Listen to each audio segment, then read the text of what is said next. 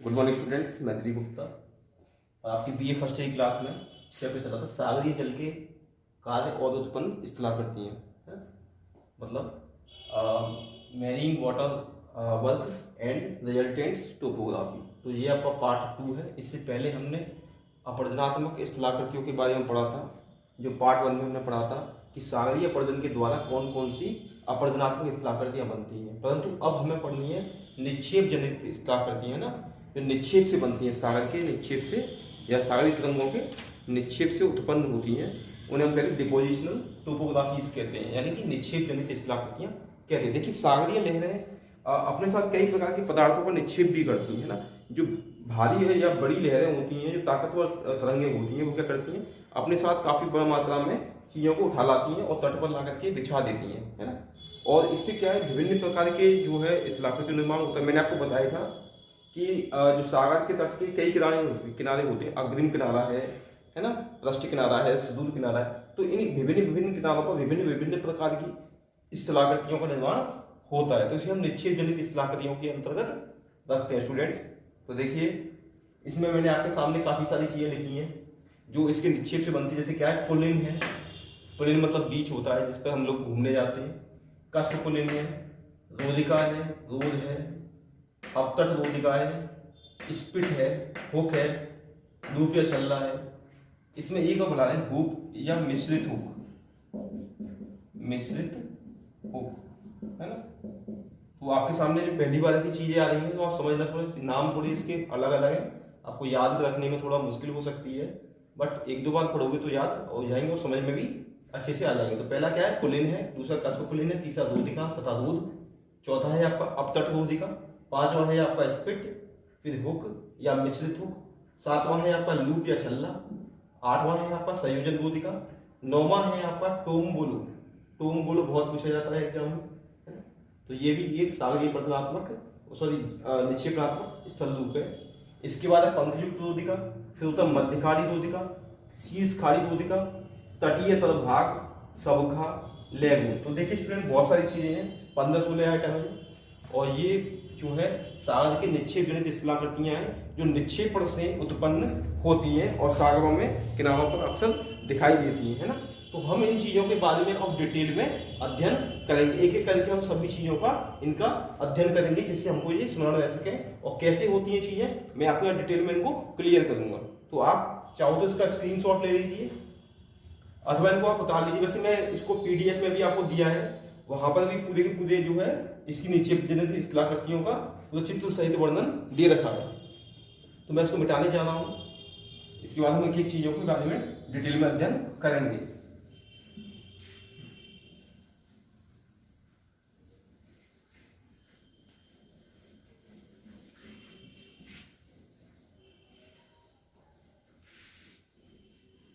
तो सबसे पहली जो चीज थी हमारी वो थी पुलिन।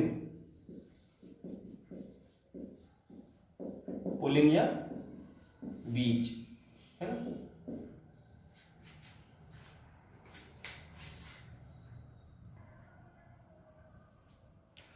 हाँ, तो स्टूडेंट सबसे पहले है बीज है हमारा। तो देखिए बीज क्या होता है ना। देखिए क्या होता है, सागर जो है अपने तट के सारे जो मलबे का निक्षेपण करता जाता है ना।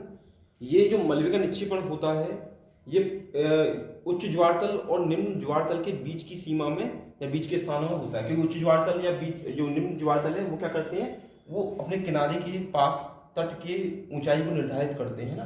तो उसी के हिसाब से इसके बीच में, यानी उच्च ज्वार तल के और निम्न ज्वार तल के बीच में यही पुलिन विकसित होता है। ऐसे पुलिन कहते हैं ना।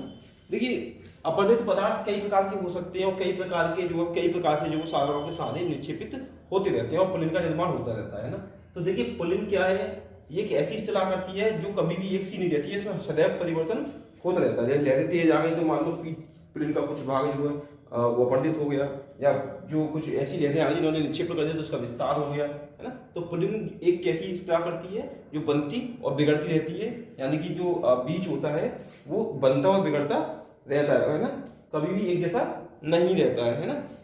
क्योंकि कुछ तरंगे जो है वो क्या करती है, निक्षेपण करती है, कुछ तरंगे क्या करती हैं, ऊपरी जो तरंगें आती हैं वो क्या करती हैं, नीचे पकड़ती हैं, और अधोभाग से जो तरंगें जाती हैं वापस लौट के समुद्र में, वो क्या करती हैं, अपने साथ उसको काट करके वापस ले आती हैं। यदि मान लीजिए किसी किनारे पर जो है ढाल अधिक है ना, तो क्या होगा वहां पर, तो निक्षेप जनित पदार्थ होगा, वहां पर निक्षेपण हो ही नहीं पाएगा, बहुत कम मात्रा में हो पाएगा, तो जो है बीज जो है कम विकसित होंगे, है ना। तो ऐसा धातु होनी चाहिए जहाँ पे बीज विकसित हो सके, तो समतल भाग भाग में क्या होता है, बीजों का विकास अधिक होता है ना। तो ये होते हैं आपके बीज। देखिए देखिए भारत में कई प्रकार के द्वीप हैं, वो सॉरी कई प्रकार के जो है बीज पाए जाते हैं। जैसे क्या है, गोवा तट के सारे कोलाबा है ना, कलंगुट, अंजना है ना, ये क्या है बीच है, वहाँ के नाम है, फेमस है ना। मुंबई के सारे क्या है, जुहू बीच आपने सुना होगा, जुहू है ना। केरल के सारे कोवलम है ना। और आपके चेन्नई के सारे क्या है, मेरीना बीच है, मेरीना बीच कहते हैं ना, मरीना। और उसके बाद विशाखापट्टनम बीच है, विशाखापट्टनम के किनारे।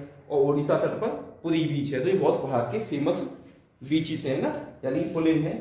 तो ये पर्यटकों को आकर्षक स्थल होते हैं, और सुबह जाके लोग यहाँ पर क्या करते हैं, आनंद लेते हैं, मनोरंजन करते हैं अपना, है ना। अब देखिए इसके बाद दूसरा हमने बताया था, वो बताया था ना कस्प पुलिन। कस्प पुलिन, देखिए ये क्या होता है समझ लो। मान लीजिए ये सागर है ना, ये सागर है, ये सागर है, ये क्या है, स्थल है। तो कभी कभी क्या होता है, लहरें कुछ ऐसे पदार्थों को निक्षेपण कर देती हैं जो तट के समानांतर लंबवत हो जाता है ना। ऐसे इनकी बीच की दूरी सदैव समान होती है। इस प्रकार से निक्षेपण कर दिया जाता है मलबे का, कैसे लंबे लंबे कटक से बन जाते हैं बीच पर, है ना। ऐसे कटक बन जाते हैं, देखो बीच पर है? तो इन कटकों को ही कहते हैं कस्प कहते हैं। क्या कहते हैं, इन कटक्स को ही हम क्या कहते हैं, कस्प कहते हैं। और इस कटकों से युक्त जो बीच होता है उसको हम क्या कहते हैं, कस्प बीच कहते हैं, कस्प पुलिन कहते हैं। तो देखो आपको समझ में आ रहा होगा, समुद्र की लहरों के साथ जो मलबा आ रहा है वो लंबवत रूप में ऐसे क्या होता है, तट के सहारे निक्षेपित हो जाता है, और ऐसे लंबे लंबे कटक बन जाते हैं। और इस ऐसे कटकों से युक्त जो बीच होता है या पुलिन होता है उसको हम क्या कहते हैं, कस्प पुलिन कहते हैं। ठीक है, समझ में आया आपको। इसके बाद तीसरी स्थलाकृति देखते हैं। तीसरी स्थलाकृति क्या है आपकी, वो है रोधिका तथा रोध। थर्ड क्या है आपकी, रोधिका तथा रोध। देखो ये क्या होता है, देखते हैं, देखो चित्र के माध्यम से मैं आपको समझाता जाऊंगा, तभी समझ में आएगा। वैसे चित्र बुक में भी है और मेरे पीडीएफ में भी है, वहां से आप बना सकते हो चित्रों को। देखिए तट के साथ ये रोधिका क्या होती है, देखो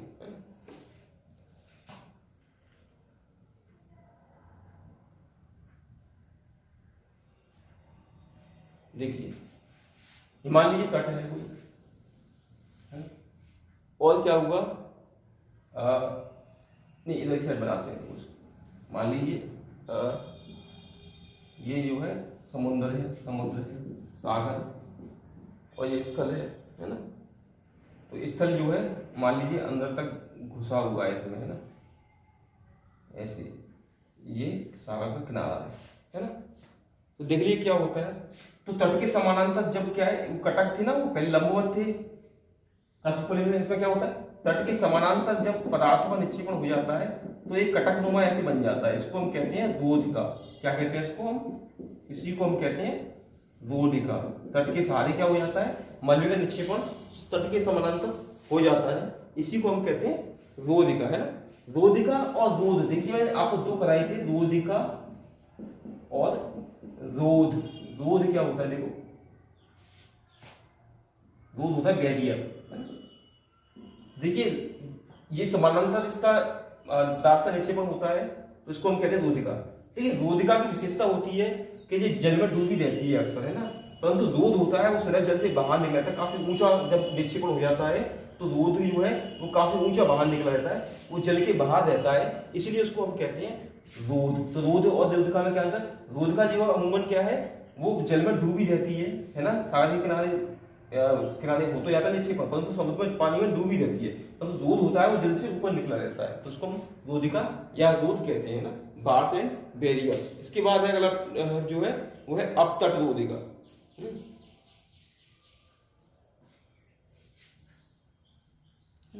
अपतट रोधिका भी क्या होती है, देखिए अपतट रोधिका सेम यही होती है आपकी अपतट रोधिका समानांतर, ठीक है। रोधिका इन्हीं को कहते हैं। अपतट क्या होती है, तट के समानांतर हो जाती है ना, तो इसको हम कहते हैं अपतट रोधिका। इसके बाद है आपका स्पिट। तो देखिए यहां से इंपॉर्टेंट चीज आपकी शुरू हो रही है, स्पिट।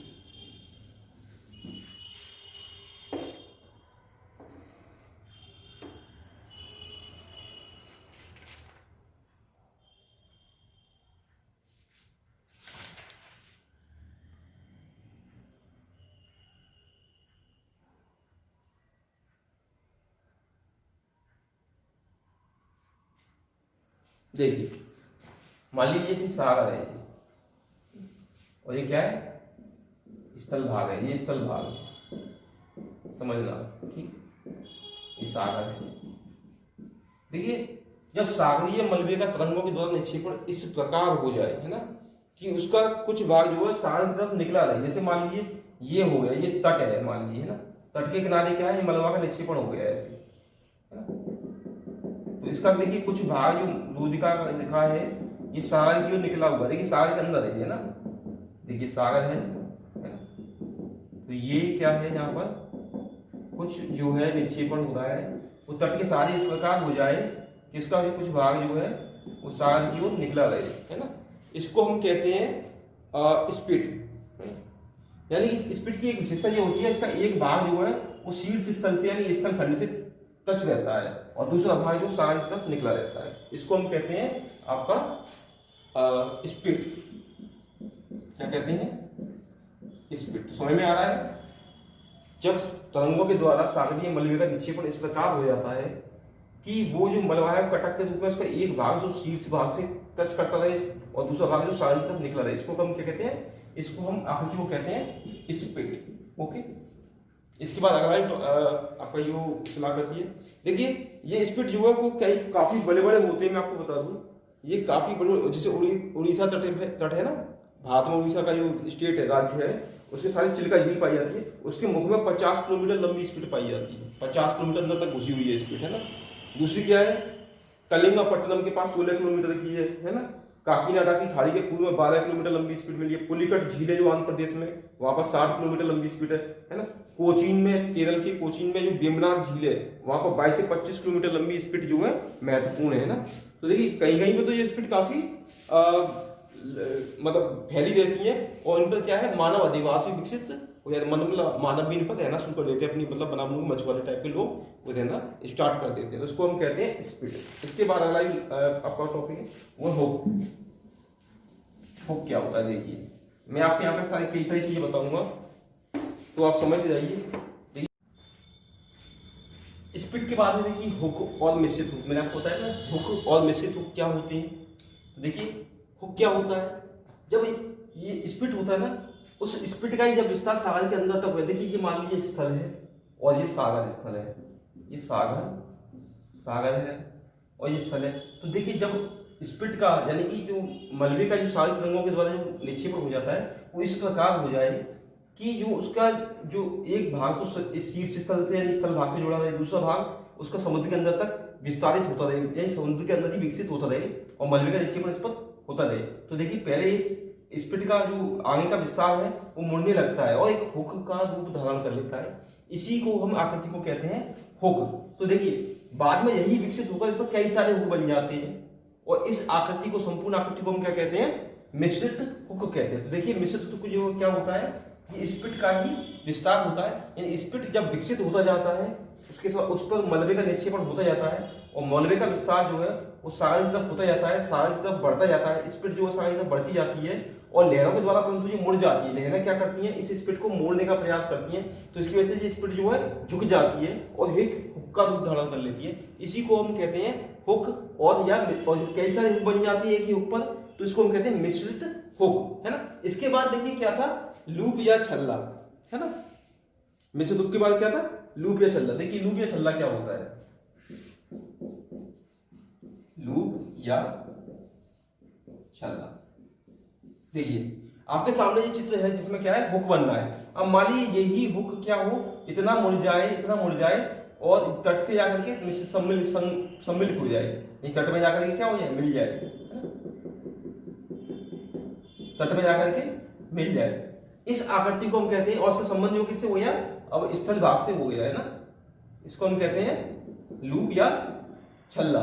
इसकी विशेषता क्या होती है, इसके बीच में सागर का जल भरा रहता है, और ये लूप का जो जो हुक है इसका संबंध जो है वो किनारे के शीर्ष भाग से इतना मुड़ जाता है कि किनारे के भाग से इसका संपर्क हो जाता है, इसके बीच में सागर का जल भर जाता है, इसको हम कहते हैं लूप या छल्ला। इसके बाद देखिए टॉम्बोलो। टॉम्बोलो क्या होता है, देखिए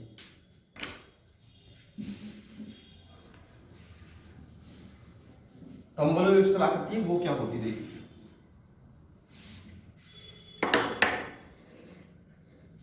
देखिए मान लीजिए ये आपका चित्र के माध्यम से समझाऊंगा मैं आपको।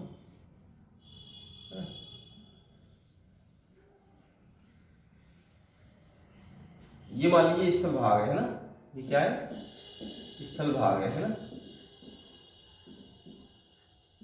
ये स्थल भाग है, और ये क्या है, सागर है। मान लीजिए सागर में ये कोई क्या है, ये कोई द्वीप है ना, सागर में ये कोई द्वीप है, ऐसे है ना, ये क्या है, कोई द्वीप है। तो एक रोधिका का निर्माण इस प्रकार से होता है कि उसका एक सिरा तो जो है वो स्थल भाग से जुड़ा रहे और दूसरा भाग जो है उसका वो द्वीप से जुड़ जाए, है ना। जब इस रोधिका का एक भाग जो है या स्पिट का एक भाग, सॉरी स्पिट का एक भाग जो है वो द्वीप से जाकर जुड़ जाए, तो इस प्रकार इसका संबंध जो है शीर्ष स्थल से भी हो गया है और इसका संबंध जो है द्वीप से भी, यानी दोनों को आपस में जोड़ दिया इसने, है ना। तो इस तरह की स्थलाकृति को हम क्या कहते हैं, टोम्बोलो कहते हैं, टोम्बोलो, है ना। सागर में निश्चय जनित स्थलाकृति है, निश्चय पर से एक स्पिट का निर्माण होता है और वो स्पिट जो है वो किसी द्वीप से जाकर के जुड़ जाती है ऐसा करके, तो इस आकृति को हम क्या कहते हैं, इसको हम कहते हैं टोम्बोलो, है ना, टोम्बोलो कहते हैं इसको, है ना। इसके बाद देखिए अगली आकृति क्या है हमारी, वो उसमें आपकी रोधिका है, पंखा युक्त रोधिका, है ना, मध्य खाड़ी रोधिका और खाड़ी शीर्ष रोधिका। देखिए ये क्या होती है, मैं आपको बता देता हूं।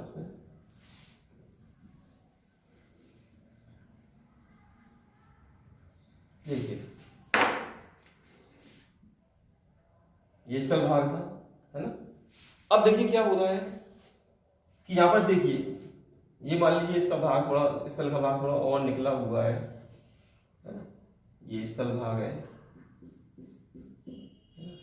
ये स्थल भाग है। तो देखिए अब रोधिका का निर्माण इस प्रकार का हो कि वो दो शीर्ष स्थलों को जोड़ दे आपस में, ना। मान लीजिए शीर्ष स्थल के भाग है ना, और ये सब सागर है पूरे में फैला हुआ है।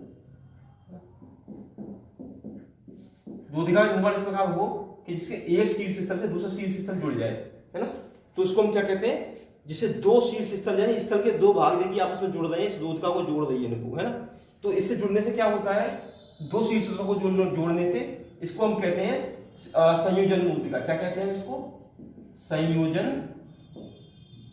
रोधिका। फिर दोबारा से मैं आपको इसको क्लियर कर देता हूं। जब रोधिका का निर्माण इस प्रकार हो को तट पर स्थित सागर के दो स्थलों को आपस में जोड़ दे, जोड़ने का कार्य करे, तो इसको हम कहते हैं रोधिका, है ना, संयोजन रोधिका। देखिए जब संयोजन रोधिका शुरू होती है तो स्थल के बीच में उसमें क्या होता है, इसमें सागर का जल भरा रह जाता है ना, सागर का जल इसमें भरा रह जाता है। इसको हम कहते हैं लैगून, है ना। एक झील बन जाती है इसमें, जिसमें सागर का जल भर जाता है ना। और रोधिका की वजह से क्या होता है, इस पानी इसमें भरा ही रहता है। हालांकि थोड़ा संबंध इससे होता है, जैसे सागर का पानी वो इसमें अंदर आता रहता है ना, इस लैगून में, झील में आता रहता है। इसी को हम कहते हैं लैगून, झील या संयोजन रोधिका भी कहते हैं इसको। और ये इससे बनने वाली जो रोधिका से बनने वाली जो झील है उसको हम क्या कहते हैं, लैगून झील कहते हैं, है ना। अब देखिए संयोजन रोधिका कई प्रकार की होती है। एक होती है पंखा युक्त रोधिका। जब देखिए मान लीजिए कि कोई एक शीर्ष स्थल है ना, ये शीर्ष स्थल निकला हुआ है, देखिए यहाँ पर, है ना, ये शीर्ष स्थल निकला है। जब कोई रोधिका का निर्माण इस प्रकार होता है कि दोनों तरफ फैल जाती है ऐसे, है ना, इसी एक शीर्ष स्थल पर दोनों तरफ फैल जाती है, पंखे की समान आकृति में फैल जाती है ना, ये रोधिका फैलती है। इसको हम कहते हैं पंखा युक्त, है ना। क्या कहते हैं इसको, पंखा युक्त रोधिका। क्या कहते हैं, पंखा युक्त रोधिका, है ना। समझ में आ रहा है ना स्टूडेंट्स। देखिए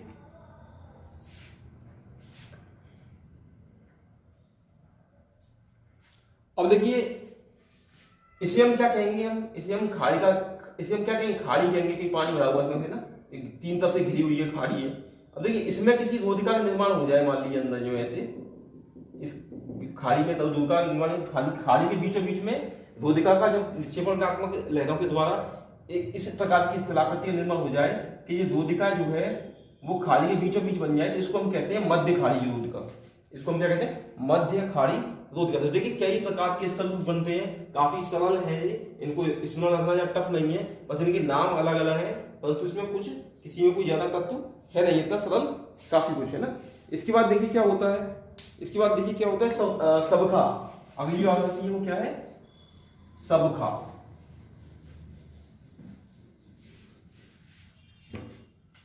सबखास, ये क्या होता है देखो,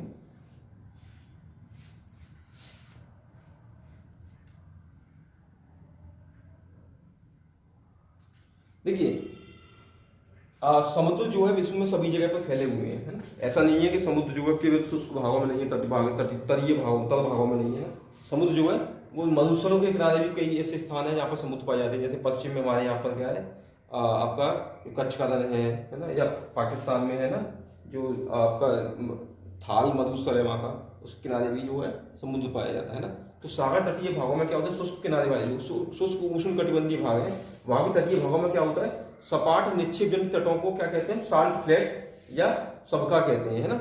ये पूर्णतः क्या होते हैं, ये चौड़े एकदम चौरस होते हैं, बंजर तटीय भाग होते हैं, है ना। और ज्यादा ये कहाँ मिलते हैं, उन देशों में मिलते हैं जहाँ पर अधिकतम गर्मी पड़ती है, सूखे वाली स्थितियां हैं, या फिर मरुस्थलीय स्थलाकृतियां हैं या मरुस्थल पाई जाती है। जैसे क्या है, संयुक्त अरब अमीरात में, यूएई में, यूनाइटेड अरब एमिरेट यानी संयुक्त अरब अमीरात में,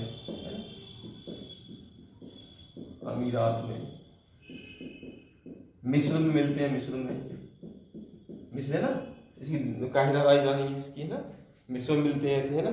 और मैक्सिको में मिलते हैं, मैक्सिको है ना, मैक्सिको में क्या है, सोनोगन डेजर्ट है, सोनोगन जो मरुस्थल है उसके किनारे समुद्र में सामने, वहां पर भी ऐसे मैदान मिलते हैं, चौरस सपाट मैदान मिलते हैं, है ना। इसी को हम साल्ट फ्लैट कहते हैं। साल्ट फ्लैट मतलब तो नमक की परत बिछी रहती है उस मैदान में। तो इस प्रकार कोई मैदान जो होता है तटीय भागों को, उसको क्या कहते हैं, हम सबखा कहते हैं ना। तो यूएसए में कैलिफोर्निया में मिलता है ना, यूएसए में कैलिफोर्निया में, कैलिफोर्निया प्रांत है यूएसए का पश्चिमी तट पर, कहाँ पर है, पश्चिमी तट पर यूएसए में ये प्रांत है कैलिफोर्निया, है ना, काफी फेमस है। अमेरिका की सिलिकॉन वैली कहा जाता है इसको, है ना। जैसे भारत की सिलिकॉन वैली है वो बंगलुरु कहा जाता है, और ऐसे ही क्या है, कैलिफोर्निया कहा जाता है। यहाँ बड़ी बड़ी कंपनियों के, गूगल के, माइक्रोसॉफ्ट के हेडक्वार्टर्स हैं यहाँ पर कैलिफोर्निया में। हालांकि थोड़ा ये मरुस्थलीय इलाका है थोड़ा, परंतु विकसित बहुत है। यहीं पर जो अमेरिका की प्रसिद्ध जो है डेथ वैली पाई जाती है, DEATH, डेथ वैली। इसको हम क्या कहते हैं, मृत घाटी कहते हैं। क्या कहते हैं, मृत घाटी कहते हैं। संसार का सबसे अधिक टेम्परेचर यहाँ रिकॉर्ड किया गया 60 डिग्री सेंटीग्रेड है, डेथ वैली में, अमेरिका की में, है ना। तो देखिए इसके बाद एक तटीय तल भाग होता है, दलदली भागों का निर्माण हो जाता है उष्णकटिबंधीय भागों में, तटीय तल भाग कहते हैं उसको, है ना। तटीय तल भाग क्या होता है देख लीजिए इसको। मैं नहीं चाहता कि कोई भी आकृति बाकी रहे जो आपकी समझ में ना आए, बहुत सरल आकृतियां हैं, बस मैंने आपको जल्दी इसलिए समझा दी है ना, क्योंकि इनमें चित्र भी मुख्य है। चित्र आप बना के अच्छे से बनाओगे तो समझ में आएगी। वैसे बहुत इजी है, तो कुछ है नहीं है ना। इसके बाद है तटीय तल भाग। तटीय तल भाग देखिए ये क्या होता है,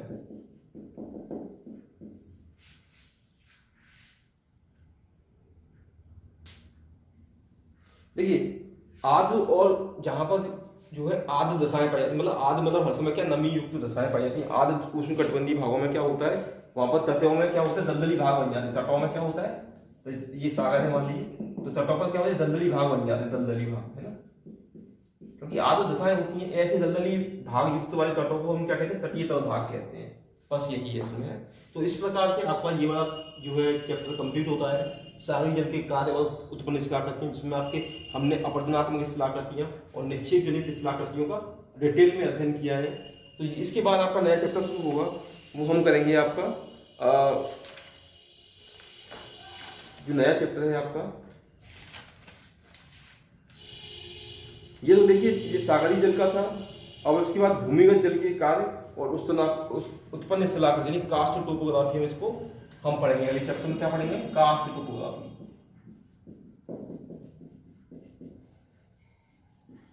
इसमें हम क्या पढ़ेंगे? हम पढ़ेंगे इसमें कास्ट टोपोग्राफी। ठीक है स्टूडेंट्स, तो आज के लिए इतना ही और ये आपका चैप्टर खत्म होता है। ठीक, धन्यवाद।